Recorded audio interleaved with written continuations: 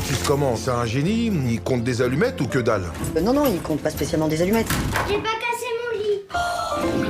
J'ai pas bouché les toilettes. On est plus ou moins séparés avec Fabrice. Non, c'est pas possible. Tu vas faire quoi maintenant? 40 ans, un gamin handicapé, pas de boulot. Alors déjà, j'ai que 39 ans. Bah, excuse-moi de m'inquiéter, moi je suis pas sûr que de vivre avec ton frère soit un environnement très stable pour le petit. Pardon, j'ai perdu mes clés. Tu fais chier, hein. On a fait un apéro pour la nif de Michel, ça a un peu traîné.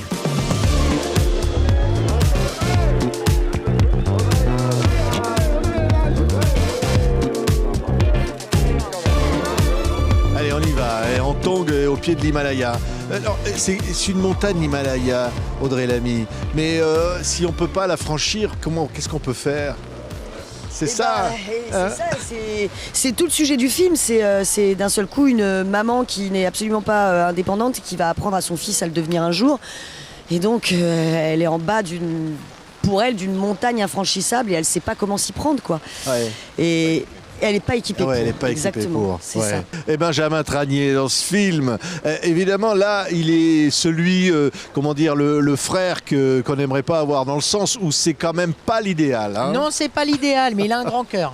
Ouais. Il a quand même un grand cœur, il aime beaucoup sa sœur, il veut faire plein de choses pour sa sœur, il essaie d'aider au maximum, mais il a un background un peu complexe. Ils vont tous se retrouver il aime sous le beaucoup même la fête. toit. Il est bienveillant, il a de l'amour, Il adore son mais en neveu. fait, il est maladroit, mais comme c'est un truc de famille, la maladresse. C'est ce que j'ai aimé aussi dans le scénario, c'est que tout de suite on voit que c'est une vraie famille. Le père est extrêmement maladroit, il sait pas vraiment bien s'adresser à ses enfants. Le frère est un peu pareil, Pauline est vraiment pareil. On sent que vraiment, voilà, ils ont ça en commun, c'est la maladresse. Ils font des erreurs, mais en revanche, on a de l'empathie pour eux parce qu'ils sont sympathiques quand même. En tongue au pied de l'Himalaya. Et le réalisateur, John Wax, qui est là. Regardez la bande-annonce. J'ai l'impression d'être au pied d'une montagne infranchissable et que Mais non! je suis pas équipée pour. Et donc, qu'est-ce que tu dois faire pour gravir cette montagne avec lui? Le porter? Exactement.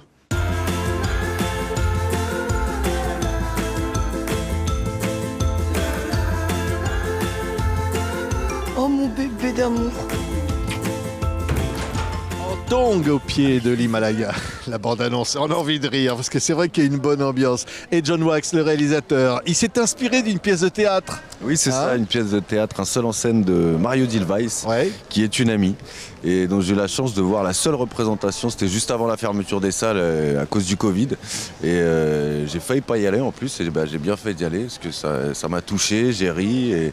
Et donc voilà, j'ai vu tous les ingrédients pour qu'on fasse un bon film. Ouais. C'est rire avec une comédie humaine, une comédie avec plein de personnages attachants, un gamin qui est craquant, mais en même temps parler de quelque chose qui est grave, quelque part. Oui. Il y a une question? C'est l'autisme. Oui, non mais c'est vrai. C'est un sujet extrêmement complexe et d'y injecter de la comédie, de l'humour, de l'optimisme, ça fait du bien aussi au public parce que le public a envie. Pour avoir une réflexion, pour pouvoir...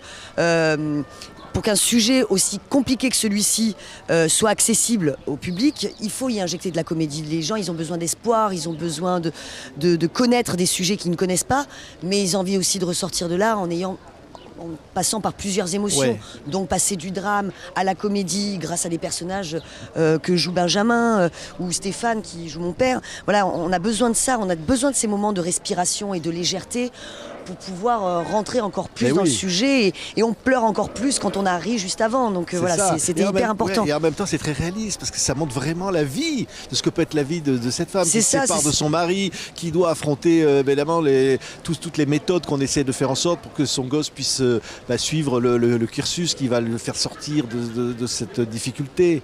Oui, on a besoin de rire. Tout à l'heure, on se disait un truc avec Benjamin, on se disait souvent dans les enterrements, on a des fous rires. Alors qu'on est quand même dans un contexte très dramatique.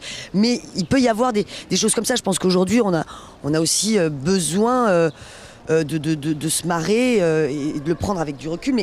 Mais en fait, je trouve que là où John a vraiment été brillant, en tout cas, il a extrêmement bien réussi son film et l'écriture du film, c'est parce que quand on aborde un sujet comme ça, un thème comme celui-ci, on a envie d'être respectueux, on a envie de respecter les gens qui vivent ce qu'on raconte dans le film, donc tous ces parents-là qui ont des enfants autistes et qui ne savent pas comment faire, qui sont démunis, qui ne sont pas aidés.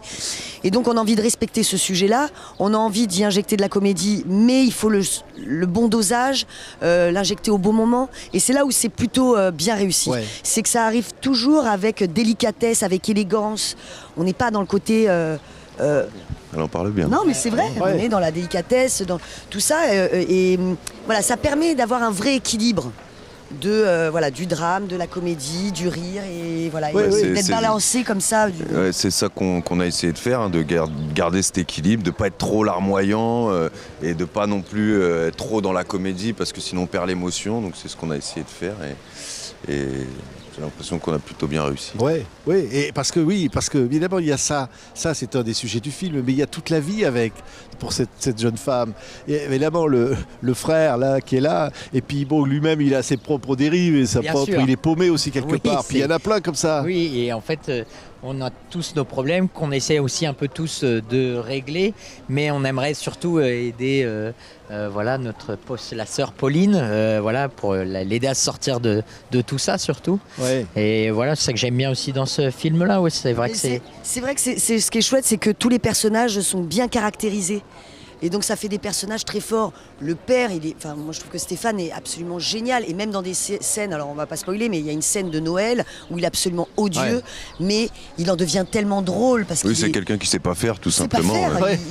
Il n'a pas du tout les mots justes, il n'est pas dans la douceur, mais il est attachant quand même.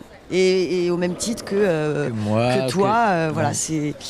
Et des personnages qui font ce qu'ils peuvent avec ce qu'ils ont, quoi. Mais le personnage de Pauline aussi, pour ça, c'est une battante quand même. C'est ça qui est beau. Oui, elle est balèze.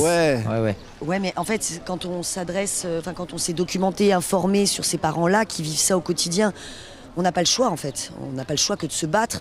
On serait seul, à la limite, on pourrait dépérir. Mais quand on a un enfant, on est prêt à faire n'importe quoi pour lui. Donc c'est ce combat-là. Cette femme, en tout cas, elle le fait pour lui, pour son fils. Alors elle va réussir à résoudre ses propres démons. Elle va réussir à résoudre ses difficultés, mais grâce à son enfant. Ce qui est magnifique, c'est que derrière ça, John, c'est un film qui nous parle à tous. Quel que soit l'autisme ou pas d'ailleurs, c'est universel quelque part. Oui, ça parle d'autonomie, et c'est vraiment le sujet principal pour tous les gens qui ont des enfants autistes, c'est leur apprendre au maximum l'autonomie dans la mesure du possible, et comment apprendre l'autonomie quand on ne l'est pas soi-même. Donc c'était vraiment... Et puis ça nous touche tous, je pense, parce qu'on a fait une projo hier, et il y a des parents qui sont venus voir aujourd'hui, qui m'ont dit, bon, on a les enfants... Voilà, Dieu merci, ils vont bien, mais donc on ne traverse pas ça, mais en tout cas, en tant que parent, on veut toujours le meilleur pour ses enfants. On veut pas qu'ils soient isolés, on veut pas qu'ils soient mis de côté, on veut qu'ils participent à tout. On veut qu'ils soient invités à l'anniversaire de Sabrina qui fête son anniversaire samedi. On veut qu'ils fassent partie de la fête et on veut pas qu'ils soient exclus. Et ces parents-là l'ont évidemment fois 10 000 parce que la différence, elle est terrible quand elle est isolée. Quand elle est intégrée à la société, quand ces enfants-là participent à des activités sociales, scolaires, et qu'ils ont une vraie structure et que les parents se sont soutenus, là c'est formidable. Et c'est ce que raconte aussi le film, c'est que parfois, on est un peu tout seul aussi. Enfin, ces parents-là se retrouvent tout seuls. Donc quand on est tout seul, on se bat avec ses propres armes. Et c'est ce qui est chouette dans ce personnage-là. Merci. Merci Audrey Lamy. Benjamin Tranier, John Moixé, en tongs, au pied de l'Himalaya. Est-ce qu'on va la soulever, cette montagne-là ? Il y a d'ailleurs, on voit dans le film un moment, on voit une montagne comme ça, accrochée au mur. Il y a ça. Et peut-être que oui. En tout cas, la réponse sera le 13 novembre. Allez voir le film. Et c'est formidable. Merci beaucoup. Merci beaucoup. Merci.